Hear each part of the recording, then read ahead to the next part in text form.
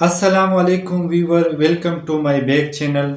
آج ہم جس میڈیسن کے بارے میں جاننے کی کوشش کریں گے وہ ہے انجیکشن ڈیکارڈران۔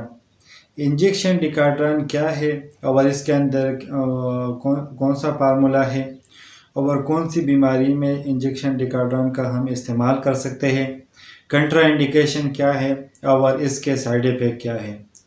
تو اب یہ سارا کچھ ہم جانیں گے اسی ویڈیو میں۔ اگر آپ نے ابھی تک میرا یوٹیوب چینل کو سبسکرائب نہیں کیا تو سبسکرائب کریں۔ انجیکشن ڈیکارڈران 4 mg کا جو فارمولا ہے ڈیکسامیتھاسون ہے اور یہ ایک اسٹیرائڈ ہے۔ اس اسٹیرائڈ کا جو لائف ہے وہ 24 گھنٹے جسم کے اندر رہتی ہے۔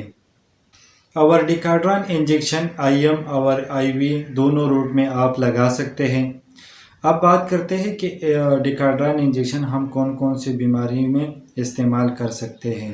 انجیکشن ڈیکارڈران یہ اینٹی انفلامٹری ہے، یعنی ہر طرح کی انفلامیشن کو ٹھیک کرتا ہے، اور اس کے علاوہ اینٹی الرجک ہے اور ہر طرح الرجی کو ٹھیک کرتا ہے۔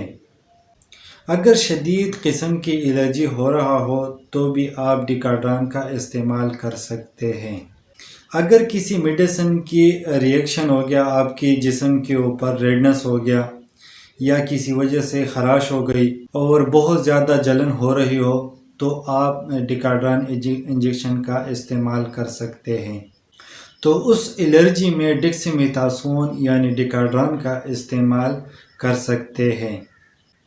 اور اس کے علاوہ اگر کسی مریض میں سانس کی کوئی تکلیف ہو رہا ہو تو بھی آپ ڈیکارڈران کا استعمال کر سکتے ہیں۔ کینسر کے پیشنٹ کو بھی ڈیکارڈران کا استعمال کیا جاتا ہے، کیونکہ جب کیمو کراتے ہیں تو پیشنٹ کو نوزیا یا ویمٹنگ محسوس ہوتا ہے، تو اس وجہ سے ڈیکارڈران کا استعمال کیا جاتا ہے۔ اور اس کے علاوہ اگر آنکھوں میں ریڈنس ہو، آنکھوں کے اندر اگر خارش ہو رہی ہو تو بھی آپ ڈیکارڈران کا استعمال کر سکتے ہیں۔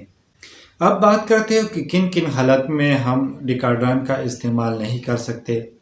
تو وہ پیشنٹ جس کا کولیسٹرول لیول ہائی ہو تو اس پیشنٹ کو ڈیکارڈران کا استعمال نہیں کرنا چاہیے۔ اس کے علاوہ اگر TB کا کوئی پیشنٹ ہو تو بھی ڈیکارڈران کا استعمال نہیں کرنا چاہیے۔ اس کے علاوہ اگر فنگل کوئی انفیکشن ہو تو بھی ڈیکارڈران کا استعمال نہیں کرنا چاہیے۔